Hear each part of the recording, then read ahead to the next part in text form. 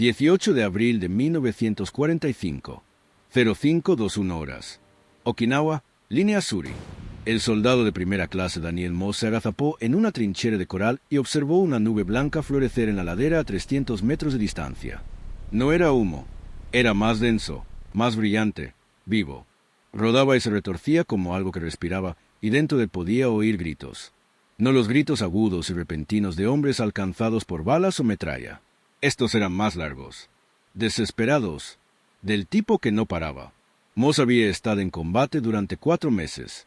Había visto hombres morir de una docena de maneras diferentes, pero nunca había escuchado nada como esto. Su líder de escuadrón, el sargento Alford, le tocó el hombro y señaló: «Eso es lo que estamos disparando hoy». Moss bajó la vista hacia la bala de bazooka que Alford acababa de entregarle. Estaba marcada con estarcido blanco, WP. Fósforo blanco. Moss había oído rumores. Ahora sostenía una. El rostro de Alford era sombrío. «Tú cárgalo, yo disparo. Y que Dios ayude a quien esté al otro lado». Se suponía que el sistema de armas que produjo esa nube blanca no existía. No oficialmente. La bazooka M9A1, el lanzacohetes antitanque estadounidense estándar que se dispara desde el hombro, fue diseñada para disparar proyectiles antitanque de alto explosivo. Proyectiles EA, cargas huecas destinadas a perforar la placa de blindaje, inutilizar motores y matar a las tripulaciones de los tanques. La idea era simple. La infantería necesitaba un arma portátil que pudiera detener a los panzers alemanes o a los tanques japoneses sin tener que cargar con un cañón antitanque de 37 milímetros. La bazooka resolvió ese problema. Para 1945, se había convertido en un arma estándar en todas las compañías de fusileros, todos los pelotones de armas, todos los escuadrones de caza de tanques en los teatros de operaciones del Pacífico y Europa. Pero la guerra en el Pacífico no era una guerra de tanques. Los japoneses no desplegaron blindados en grandes cantidades. La mayoría de sus tanques eran ligeros, de revestimiento delgado, vulnerables a las granadas de fusil o a las cargas de mochila.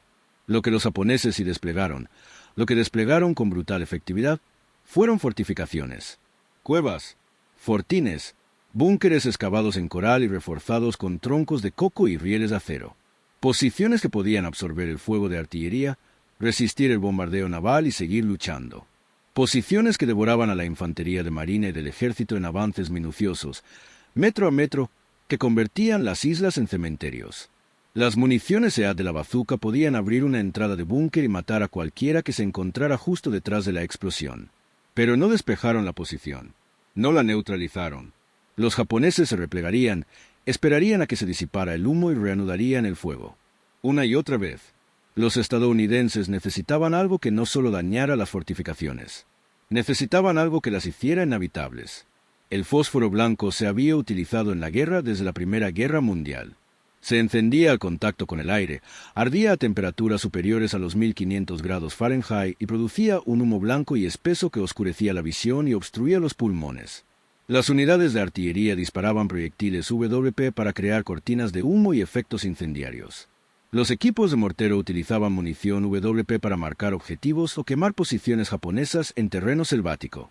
La sustancia era legal según el derecho internacional, siempre que se utilizara para oscurecer o hacer señales. Pero todos sabían lo que realmente hacía. Quemaba a través de la tela, la piel y los huesos. No se podía extinguir con agua. Para sofocarlo se necesitaba tierra o arena, e incluso así, los fragmentos podían volver a arder horas después al volver a exponerse al aire. Los soldados alcanzados por fósforo blanco no morían sin más. Ardían vivos, lentamente, gritando hasta que sus pulmones se agotaban. Era un arma terrorista. Y a principios de 1945, alguien del Departamento de Artillería decidió comprobar si se podía usar con una bazooka. La designación oficial era M10A1 cohete de fósforo blanco. Se trataba de un cohete M6A3 estándar equipado con una carga explosiva WP en lugar de una ojiva de carga hueca. La idea era crear un proyectil de doble propósito, oscurecimiento e incendio en un sistema portátil. En teoría, permitiría a las escuadras de infantería crear cortinas de humo sin esperar el apoyo de morteros o artillería.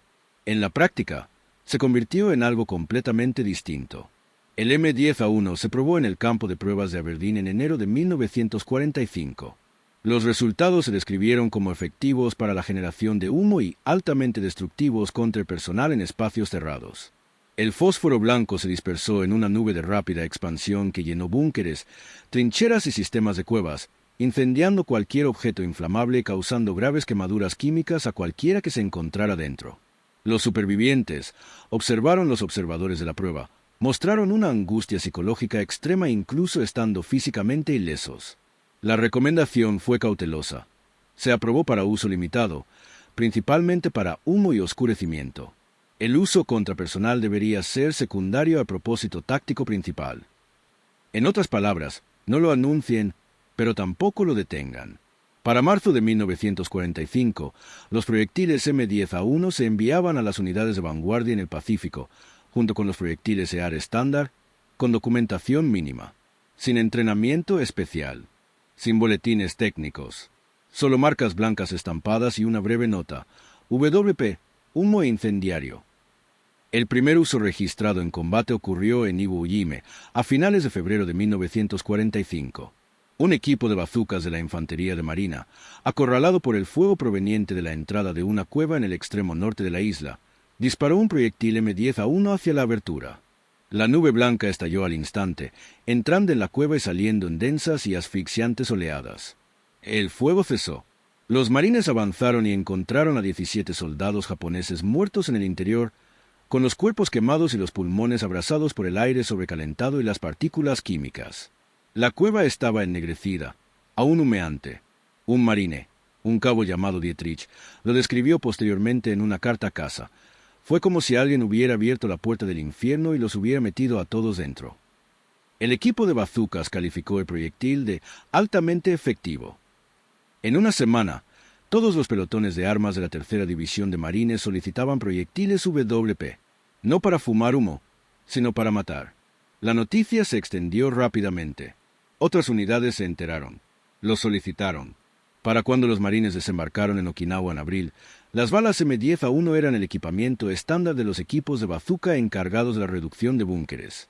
Ya nadie las llamaba balas de humo. Las llamaban Willy Peter, o balas de quema, o, siendo sinceros, balas de terror. Moss había llegado a Okinawa con la 96ª División de Infantería el 1 de abril. El desembarco no encontró oposición. Un inquietante y silencioso paseo por la playa que desde el principio pareció extraño. Los japoneses no defendían las playas. Esperaban tierra adentro, atrincherados en las crestas y colinas que formaban la línea Suri, un sistema defensivo tan fortificado que ni siquiera el fuego naval sostenido lo rozaba. Durante 2 semanas, el regimiento de Moss avanzó lentamente, sufriendo bajas en posiciones que no podían ver, ni suprimir, ni destruir. Cada cresta tenía cuevas. Cada cueva tenía ametralladoras. Cada asalto se convertía en un baño de sangre. Las tácticas estándar: fusileros suprimen, ingenieros avanzan con cargas de mochila o lanzallamas, funcionaron, pero lentamente y a un coste terrible. Los operadores de lanzallamas tenían una esperanza de vida de minutos. Los ingenieros que transportaban cargas de mochila eran abatidos antes de alcanzar el objetivo. Los japoneses no se retiraron. No se rindieron. Lucharon desde posiciones preparadas hasta que los mataron o la posición fue destruida. Y había cientos de posiciones. Miles. El avance se estancó. Las bajas aumentaron. Moss había visto morir a 3 hombres de su escuadrón en 10 días. Todos acribillados por ametralladoras que disparaban desde cuevas a las que no podían acceder, que no podían silenciar. Estaba exhausto, aterrorizado y furioso. El 18 de abril, el pelotón de Moss recibió la tarea de reducir una cresta fortificada que dominaba la aldea de Kakazu. La inteligencia estimó entre 12 y 15 posiciones defensivas a lo largo de un frente de 600 yardas, apoyándose mutuamente, con campos de fuego entrelazados. Los asaltos anteriores habían fracasado. Las bajas habían sido cuantiosas. El nuevo plan implicaba artillería concentrada, apoyo aéreo y asalto de infantería con capacidad mejorada para reducir búnkeres. Eso significaba bazucas. Muchas. Y por primera vez, el escuadrón de Moss recibió munición M10A1. 4 municiones por equipo. Alford, el líder del escuadrón, dio una breve explicación. Estos son fósforo blanco. Si los disparas a una cueva o búnker, se inflaman, llenan el espacio y queman todo dentro. También producen humo, mucho humo, así que no te quedes a favor del viento. Tú cargas, yo disparo. No hablamos de eso después. ¿Despejado? Moss miró la munición. Se sentía igual que una munición EAR. Pesaba lo mismo, pero la plantilla era diferente y el tono de Alford también. Moss preguntó, ¿es legal? Alford lo miró fijamente. Es una bala de humo. Oficialmente. Cualquier otra cosa es incidental. Ahora deja de hacer preguntas y coge tu equipo. El asalto comenzó a las 5 de la madrugada y 10 con una descarga de artillería de 30 minutos. Moss se agazapó en la trinchera, con el casco apretado contra el coral, mientras los proyectiles silbaban sobre sus cabezas y detonaban en la cresta. El ruido era abrumador. El suelo tembló. El polvo y el humo llenaron el aire. A las 5:40, la descarga cesó y el pelotón avanzó, avanzando en pequeños grupos bajo el fuego de cobertura de los equipos de ametralladoras apostados detrás. Moss llevaba las balas de bazooka en una bolsa de lona colgada del hombro. Alford llevaba el lanzador. Avanzaron lentamente, aprovechando cada rincón del terreno para cubrirse, manteniéndose agachados. El fuego de las ametralladoras japonesas comenzó casi de inmediato, ráfagas largas y disciplinadas desde posiciones que habían sobrevivido a la artillería. Los hombres cayeron. Moss oyó gritos y vio a los médicos correr hacia adelante.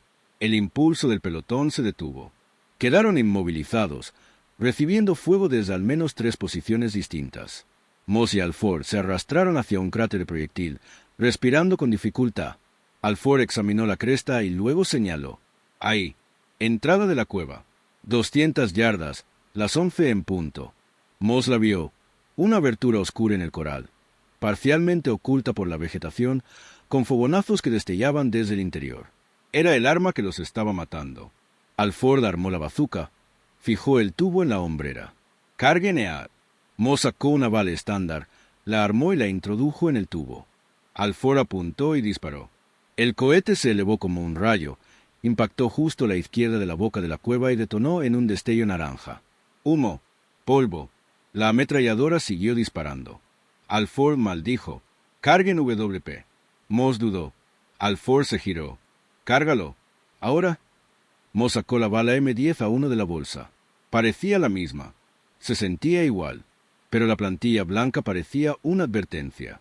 La armó, la cargó, le dio un golpecito en el hombro a Alford. Alford apuntó, ajustó la caída y disparó. El cohete cruzó el terreno abierto, desapareció en la entrada de la cueva. Por un momento, no ocurrió nada. Entonces la nube blanca estalló. No se derramó lentamente. Explotó hacia afuera en una masa rodante y expansiva que parecía sólida, como algo vivo. Llenó la boca de la cueva. Se derramó por los bordes. Descendió por la pendiente en densas espirales. Y comenzaron los gritos. Agudos, frenéticos, inhumanos. Moss vio movimiento dentro de la nube. Formas que se tambaleaban, se agitaban. Una figura emergió de la cueva, en llamas, con la ropa ardiendo, balanceando los brazos salvajemente. Dio 3 pasos antes de desplomarse. Los gritos continuaron durante 20 segundos. 30. Luego se detuvieron. La nube blanca seguía rodando, desplazándose por la cresta, y la ametralladora permanecía en silencio. Alford bajó la bazooka. Le temblaban las manos. Moss observaba la cueva. El pelotón avanzaba. El efecto de la bala M10A1 fue inmediato y total. El fósforo blanco había prendido fuego a todo dentro de la cueva. Munición, combustible, suministros y hombres. El calor había sido tan intenso que las paredes de roca estaban negras y chamuscadas. Los cuerpos eran apenas reconocibles, quemados sin posibilidad de identificación. El olor era insoportable. Químicos, carne quemada, piedra carbonizada. Moss se obligó a mirar. Necesitaba comprender de que acababa de ser parte. Uno de los soldados japoneses llevaba una fotografía.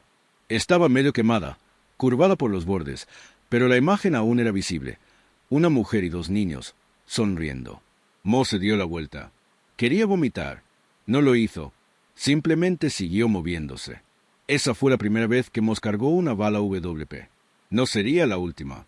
Durante las siguientes 3 semanas, su escuadrón usó balas M10A1 17 veces más.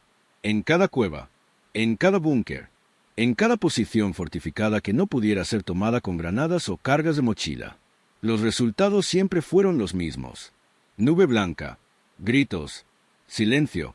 Las posiciones fueron neutralizadas. El avance continuó. Las bajas disminuyeron. La táctica funcionó, pero se le quedó grabada. Cada vez que cargaba una bala, cada vez que Alford disparaba, cada vez que la nube estallaba, Mo sentía que algo en su interior se quebraba un poco más. Los soldados japoneses en Okinawa le tenían un nombre: Shiroishi, muerte blanca. Los informes de soldados japoneses capturados y oficiales interrogados describían esta arma como la táctica estadounidense más temida en la isla, más aterradora que los lanzallamas, más devastadora que la artillería. Un teniente capturado, interrogado a principios de mayo, declaró a través de un traductor: «Cuando llega la nube blanca, los hombres no luchan. Corren. Si no pueden correr, mueren gritando. No hay defensa. Ningún coraje ayuda. No es la muerte de un soldado. Es quemarse vivo». Otro informe, presentado por un oficial médico japonés hallado en un hospital de campaña capturado, describía el tratamiento de soldados expuestos al fósforo blanco. Quemaduras cubrían toda la superficie corporal. Ojos quemados. Pulmones dañados por inhalación. Las tasas de infección eran catastróficas. Las tasas de supervivencia eran bajas. El oficial escribió: «Esta arma no mata rápidamente. Mata lenta, dolorosamente, sin piedad. Destruye la moral antes de destruir el cuerpo. Los hombres prefieren enfrentarse a la artillería que a la nube blanca».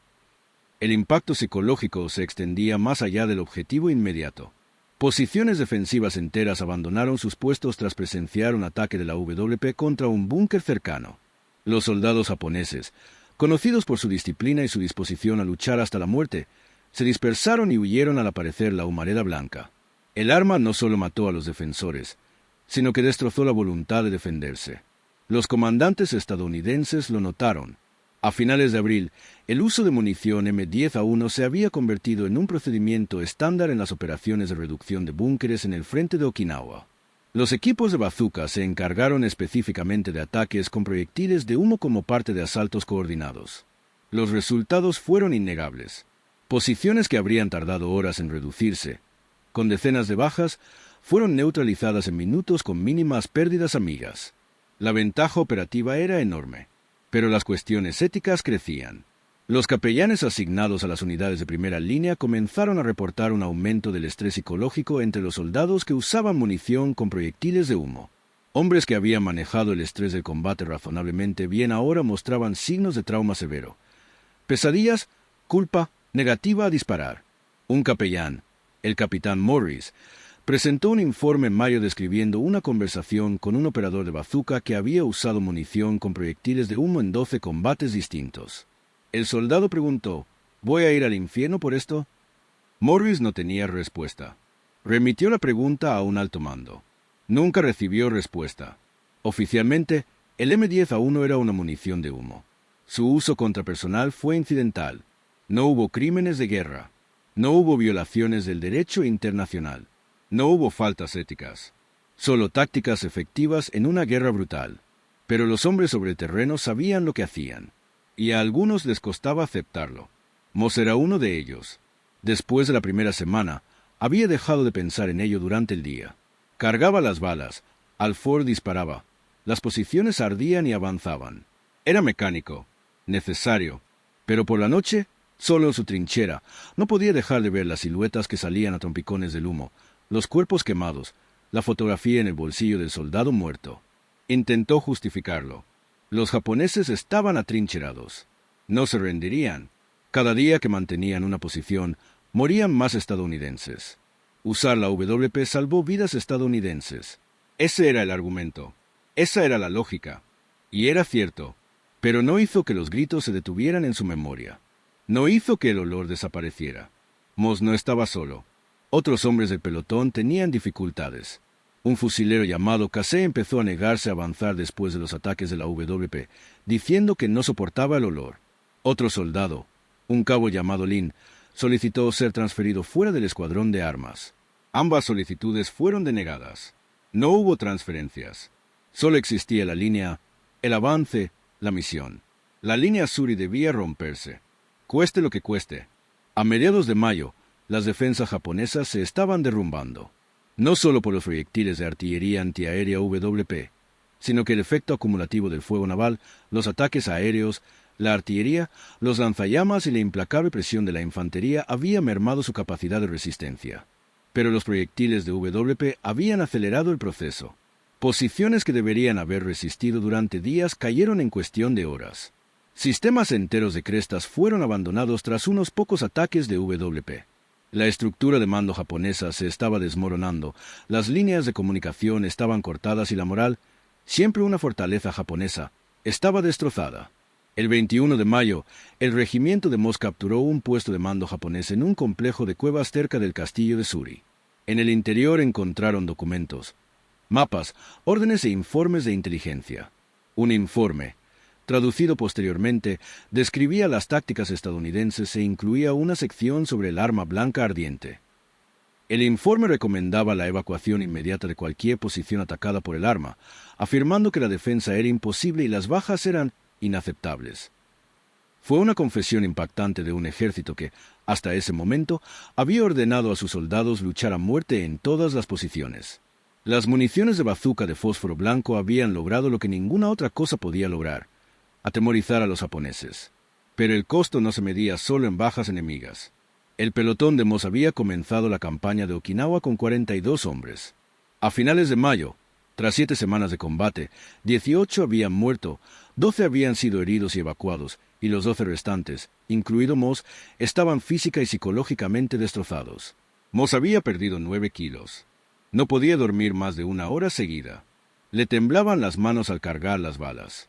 Alford, el líder del escuadrón que había disparado todos los proyectiles de WP, apenas hablaba. Cumplía con su trabajo. Apuntaba, disparaba, se movía, pero su mirada estaba vacía. Otros soldados la llamaban la mirada perdida.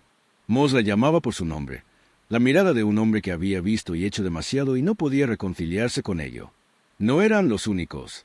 A lo largo de toda la campaña de Okinawa, las bajas psicológicas fueron asombrosas. Los índices de fatiga de combate eran más altos que en cualquier batalla anterior en el Pacífico.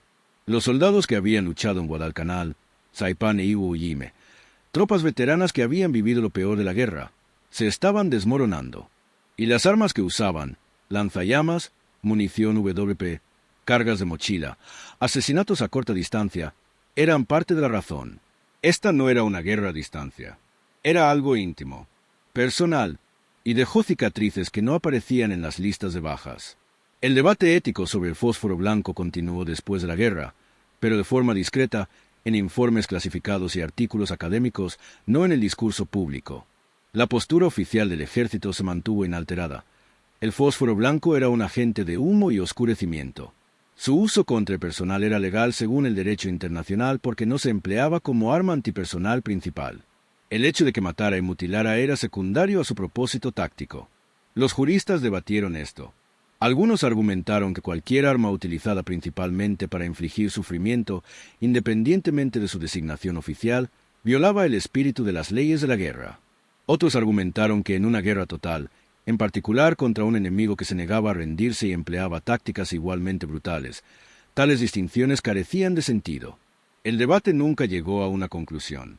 El fósforo blanco permaneció en el arsenal. Las municiones M10A1 fueron finalmente eliminadas, sustituidas por sistemas de lanzamiento más modernos, pero la sustancia en sí y las tácticas desarrolladas en Okinawa se convirtieron en estándar. Munición de artillería, munición de mortero y granadas de fósforo blanco. Todas ellas se utilizaron en Corea, Vietnam y en todos los conflictos posteriores. El arma que los soldados japoneses llamaban muerte blanca nunca desapareció. Simplemente se volvió común. Moss sobrevivió a Okinawa. La isla fue declarada segura el 21 de junio de 1945, tras 82 días de combates. El regimiento de Moss fue retirado del frente, enviado a un área de descanso y se les dijo que participarían en la invasión de Japón. No creía que sobreviviría a eso. Nadie lo hizo. Las proyecciones de bajas eran escalofriantes. Cientos de miles de estadounidenses muertos, millones de japoneses. Se esperaba que la invasión durara años, pero nunca ocurrió. A principios de agosto, 2 bombas atómicas fueron lanzadas sobre Hiroshima y Nagasaki. Japón se rindió el 15 de agosto. La guerra había terminado. Moss regresó a casa. No habló de Okinawa. No habló de la bazooka. No habló de las balas WP, ni de las nubes blancas, ni de los gritos. Su familia le hacía preguntas. Él daba respuestas breves. Consiguió trabajo, se casó, tuvo hijos y vivió una vida tranquila en Pensilvania. Pero la guerra lo acompañó. Tuvo pesadillas durante décadas, siempre las mismas. La nube blanca, Las siluetas tropezando. La fotografía. En 1982, en una reunión de veteranos, conoció a Al Ford por primera vez desde 1945. Se reconocieron al instante. No hablaron mucho. Solo se dieron la mano. Más tarde, sentados a solas con una cerveza, Al Ford preguntó, ¿alguna vez lo piensas? Moss asintió. Todos los días. Al Ford apartó la mirada. Yo también. No volvieron a hablar de ello. No había nada que decir. Habían hecho lo que se les había ordenado. Habían sobrevivido. Y lo habían llevado a cuestas. La historia más amplia del proyectil M10A1WP está prácticamente olvidada. No aparece en las historias populares de la Segunda Guerra Mundial. No se muestra en documentales ni en exposiciones de museos. La mayoría de quienes conocen el fósforo blanco lo consideran un arma de artillería, no algo disparado con una bazuca. La verdad se esconde en informes posteriores a la acción, estudios de bajas y los recuerdos de hombres que casi todos ya no están. Pero el impacto fue real. Durante unos meses de 1945, en una isla ensangrentada del Pacífico, las fuerzas estadounidenses desplegaron un arma que aterrorizó al enemigo, aceleró el colapso de una defensa fanática y salvó innumerables vidas estadounidenses. También marcó a quienes la usaron, planteó cuestiones éticas que nunca se resolvieron e introdujo un nivel de brutalidad que ni siquiera una guerra brutal pudo justificar. ¿Era necesario? Probablemente. ¿Era correcto? Depende de a quién le preguntes. Los soldados que cargaron y dispararon los proyectiles tienen una respuesta. Los soldados cuyas vidas se salvaron tienen otra. Y los hombres que ardieron vivos en las cuevas llevan un tercero, aunque no están aquí para pronunciarlo. La ironía final de la historia del M10A1 es la siguiente. El arma era tan efectiva, tan devastadora en su aplicación táctica, que fue retirada discretamente del servicio después de la guerra, no porque no funcionara, sino porque funcionaba demasiado bien. Los estrategas militares reconocieron que el fósforo blanco, administrado en un sistema portátil, era demasiado indiscriminado, demasiado terrible en sus efectos y demasiado dañino psicológicamente tanto para las fuerzas enemigas como para las amigas. Desdibujaba la línea entre la fuerza militar legítima y el arma terrorista. En una época en la que Estados Unidos intentaba posicionarse como un líder moral en el mundo de la posguerra, seguir desplegando munición de bazooka WP era política y éticamente insostenible. Así que las municiones se eliminaron gradualmente. La táctica se retiró discretamente. Los hombres que las habían usado nunca fueron reconocidos. Sin medallas, sin condecoraciones, sin reconocimiento oficial. Solo silencio. Y para los veteranos, ese silencio fue a la vez un alivio y una carga. No tuvieron que explicar lo que habían hecho. Pero tampoco podían hablar de ello. No podían procesarlo, no podían reconciliarlo. Lo cargaron solos. En 1993, un historiador militar que investigaba armas no convencionales de la Segunda Guerra Mundial encontró referencias al proyectil M10A1 en archivos desclasificados del Departamento de Artillería. Intentó localizar a veteranos que lo hubieran usado. Encontró a algunos. La mayoría se negó a hablar. Uno de ellos, un exmarine que había disparado proyectiles WP en Iwo Jima, accedió a una entrevista, pero pidió no ser identificado. Describió el arma como lo más efectivo y lo más terrible que he usado. Habló de la ventaja táctica, las vidas salvadas, las posiciones reducidas. Luego habló de las pesadillas, la culpa, los rostros de los hombres que se quemaron. Al final de la entrevista, dijo, la gente necesita saber que esto sucedió, pero no sé si lo entenderán. La guerra te hace hacer cosas con las que no puedes vivir, pero las haces de todos modos, porque la alternativa es peor. El historiador incluyó la entrevista en su libro. Fue publicado por una pequeña editorial académica. Casi nadie la leyó. La historia del M10A1 permaneció enterrada. Pero los hombres que lucharon en Okinawa, aquellos que sobrevivieron, aquellos que llevaron los recuerdos, lo sabían. Sabían lo que significaba la nube blanca. Sabían lo que costaba. Y sabían que a veces, en la guerra, la línea entre héroe y monstruo no es una línea en absoluto. Es un borrón. Una nube. Blanca, ardiente e imposible de ver a través. Moss murió en 2001 a la edad de 76 años. Su obituario mencionó su servicio militar. Ejército de los Teatro del Pacífico, receptor de la Estrella de Bronce, pero no dijo nada sobre lo que había hecho para ganárselo.